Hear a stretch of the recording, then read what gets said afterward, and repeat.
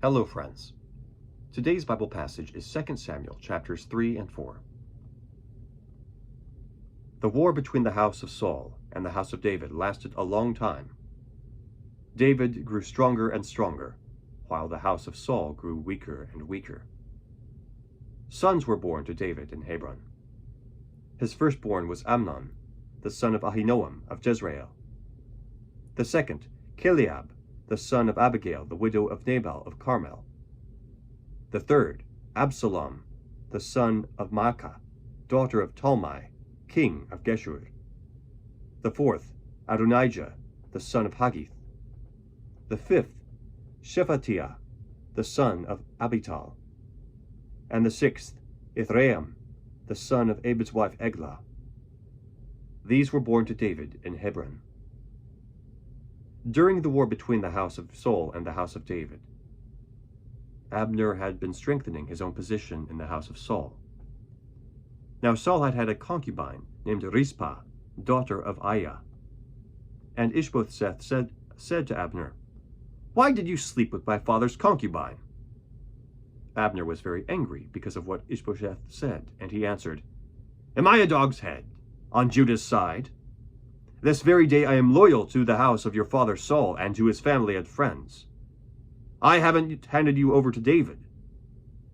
Yet now you accuse me of an offense involving this woman. May God deal with Abner, be it ever so severely, if I do not do to David what the Lord promised him on oath, and transfer the kingdom from the house of Saul, and establish David's throne over Israel and Judah from Dan to Beersheba." Ish-Bosheth did not dare to say another word to Abner, because he was afraid of him. Then Abner sent messengers on his behalf to say to David, "Whose land is it? Make an agreement with me, and I will help you bring all Israel over to you." "Good," said David, "I will make an agreement with you. But I demand one thing of you. Do not come into my presence unless you bring Michal, daughter of Saul, when you come to see me." Then David sent messengers to Ish-Bosheth, son of Saul, demanding, "Give me my wife Michal, whom I betrothed to myself for the price of 100 Philistine foreskins." So Ish-Bosheth gave orders, and had her taken away from her husband Paltiel, son of Laish. Her husband, however, went with her, weeping behind her all the way to Basharim. Then Abner said to him, "Go back home." So he went back. Abner conferred with the elders of Israel and said, "For some time you have wanted to make David your king. Now do it!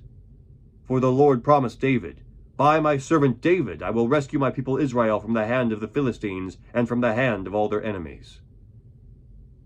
Abner also spoke to the Benjamites in person. Then he went to Hebron to tell David everything that Israel and the whole house of Benjamin wanted to do. When Abner, who had 20 men with him, came to David at Hebron, David prepared a feast for him and his men. Then Abner said to David, "Let me go at once and assemble all Israel for my lord the king, so that they may make a compact with you, and that you may rule over all that your heart desires." So David sent Abner away, and he went in peace. Just then David's men and Joab returned from a raid, and brought with them a great deal of plunder. But Abner was no longer with David in Hebron, because David had sent him away, and he had gone in peace.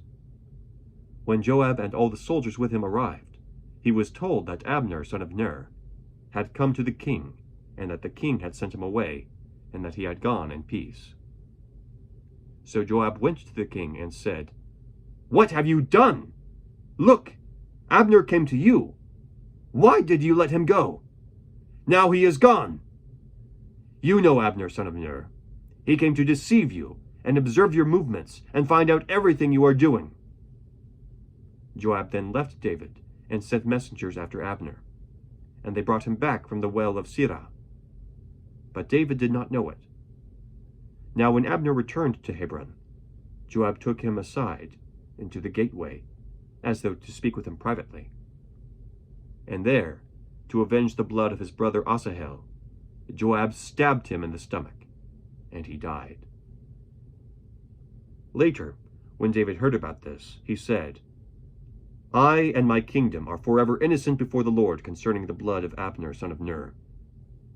May his blood fall upon the head of Joab, and upon all his father's house. May Joab's house never be without someone who has a running sore or leprosy, or who leans on a crutch, or who falls by the sword, or who lacks food. Joab and his brother Abishai murdered Abner, because he had killed their brother Asahel in the battle at Gibeon. Then David said to Joab and all the people with him, Tear your clothes, and put on sackcloth, and walk in mourning in front of Abner. King David himself walked behind the bier. They buried Abner in Hebron, and the king wept aloud at Abner's tomb. All the people wept also. The king sang this lament for Abner.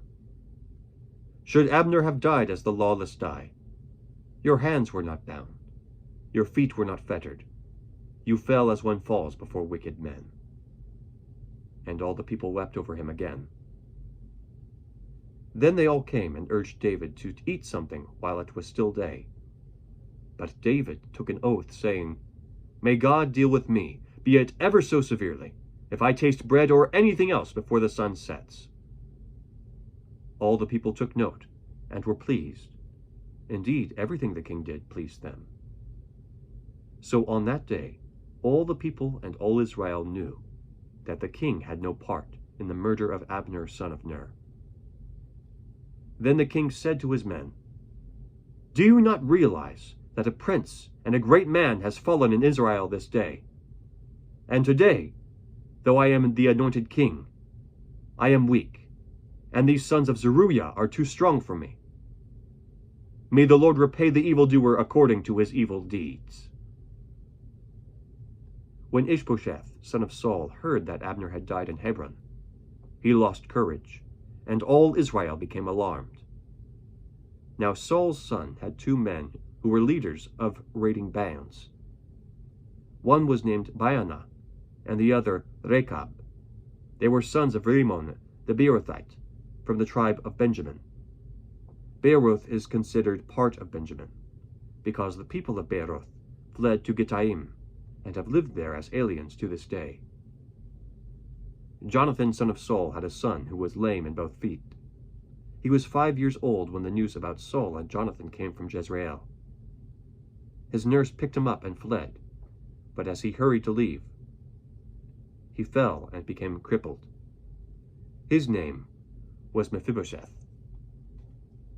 Now Rechab and Baanah, the sons of Rimmon the Beerothite, set out for the house of Ish-Bosheth. And they arrived there in the heat of the day, while he was taking his noonday rest. They went into the inner part of the house, as if to get some wheat, and they stabbed him in the stomach. Then Rechab and his brother Baanah slipped away. They had gone into the house while he was lying on the bed in his bedroom. After they stabbed and killed him, they cut off his head. Taking it with them, they traveled all the night by the way of the Arabah.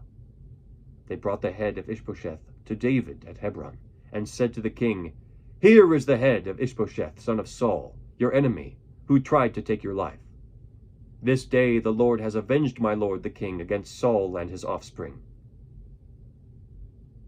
David answered Rechab and his brother Baanah, the sons of Rimmon the Beerothite, As surely as the Lord lives, who has delivered me out of all trouble, when a man told me, Saul is dead, and thought he was bringing good news, I seized him and put him to death in Ziklag.